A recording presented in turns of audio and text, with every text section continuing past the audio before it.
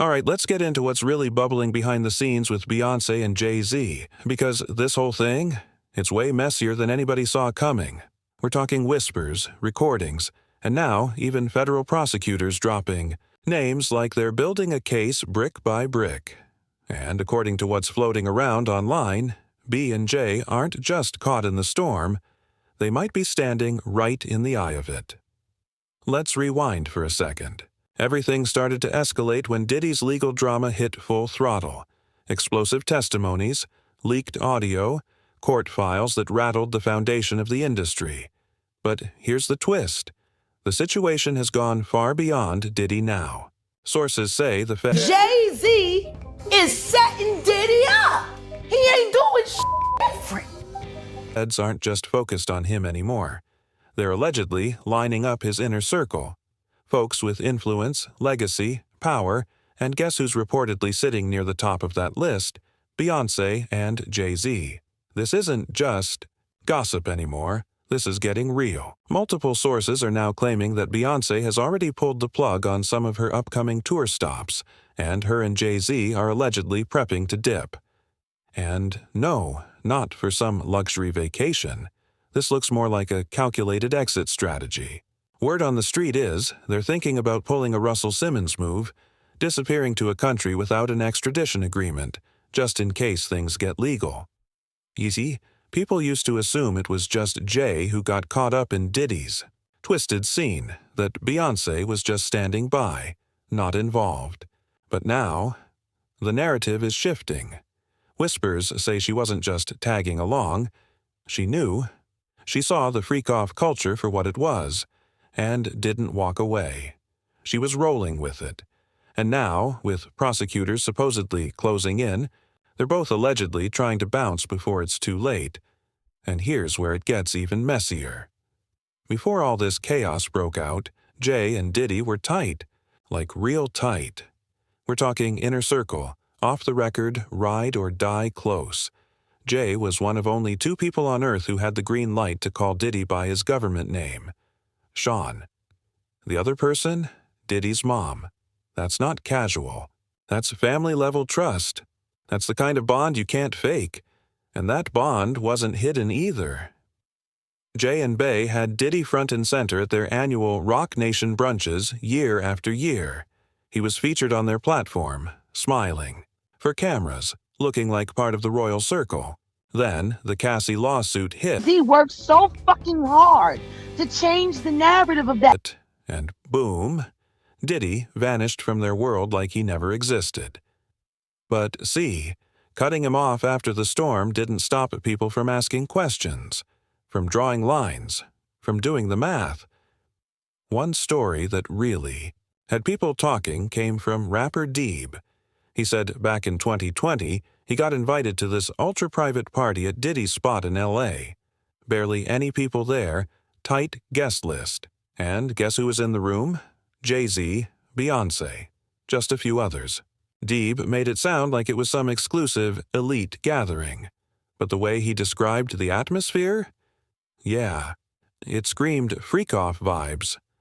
That's when the internet started piecing things together, connecting the dots, rewatching footage, rereading old interviews, and suddenly the whole innocent bystanders angle wasn't flying anymore. And here's where it goes even deeper. Jay-Z's past? It's got some shadows too. Shadows people are just now dragging back into the spotlight. Way back, there were heavy rumors that he had a thing with Foxy Brown, when she was only 15. It was one of those stories that floated around for years, but nobody wanted to touch it. Too risky, too powerful.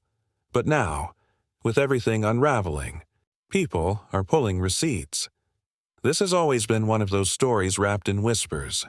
But here's where it takes a sharp turn.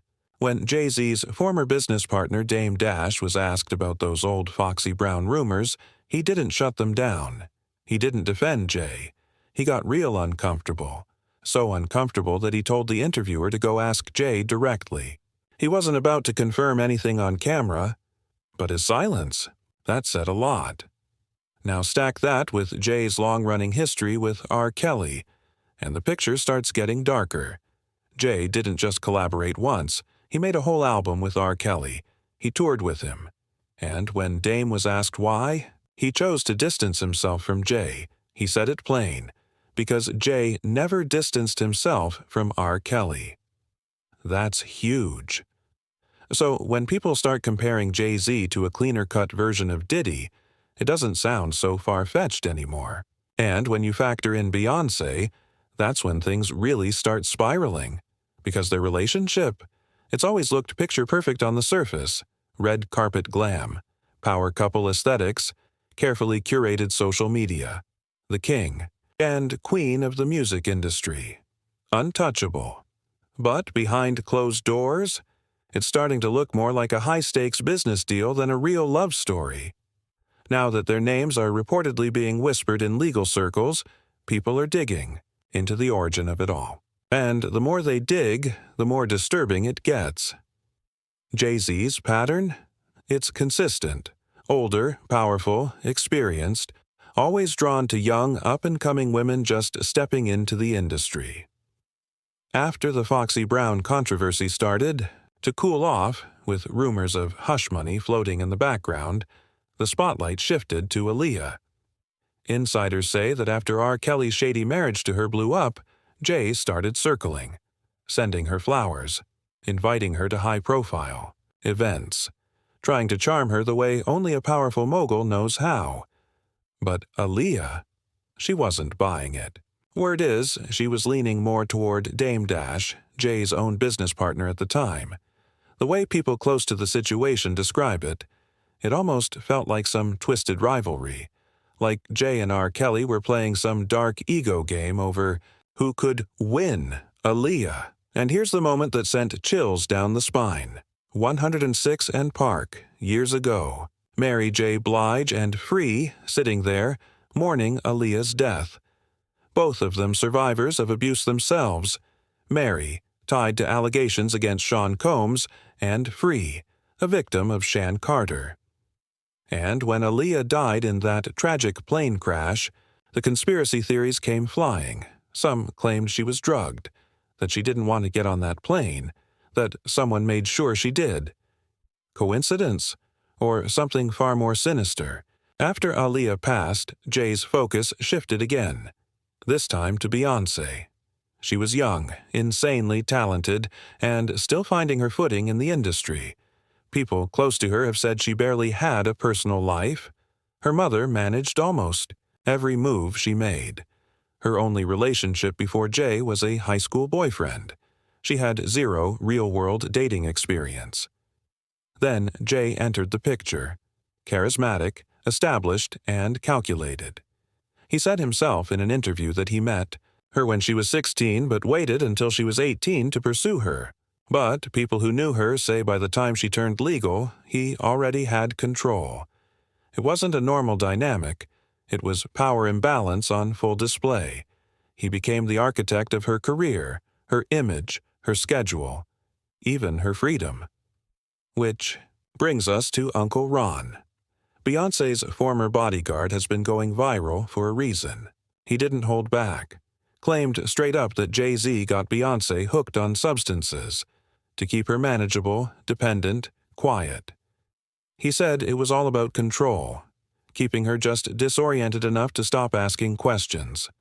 And the echoes of that? Almost identical to what Cassie described going through with Diddy. Drugs, manipulation, isolation. According to people close to Beyoncé, she's been trying to break out. Quietly, desperately, tired of the control. From Jay, from her team, even from her mother. She reportedly feels like she never had a real life, just a brand built around her. And now, with everything collapsing around them, she's cracking under the weight. Some say she's planning to disappear. For real, this time. Walk away from all of it. There are whispers of depression, of feeling trapped, of questioning whether there's any way out. One source even said she's had dark thoughts, not because she wants to give up, but because she sees no exit. And now, with this investigation heating up, that window of escape may be closing fast. The internet's watching everything, every post, every disappearance, every canceled event. Fans who once defended them are now demanding answers. How close were they to Diddy's circle, really? Why do these dark patterns keep showing up every time you rewind their history? And the biggest question of all, why the sudden silence?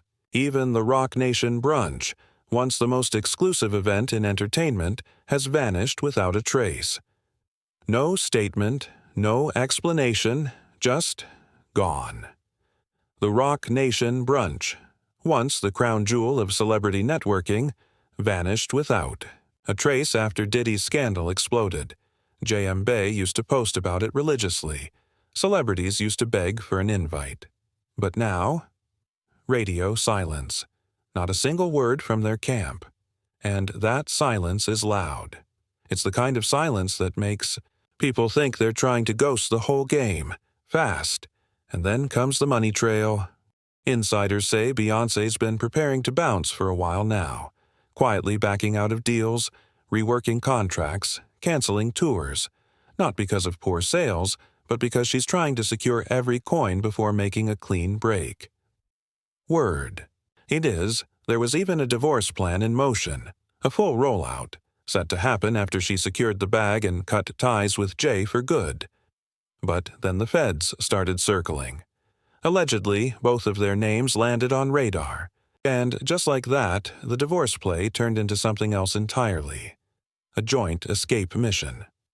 Sources close to the couple say they've been eyeing countries with no extradition treaties, remote locations, ultra-private homes, off-grid properties, maybe even new identities, because they saw what went down with Diddy, the raids, the lawsuits, the headlines, and they're not trying to stick around long enough to become the next targets.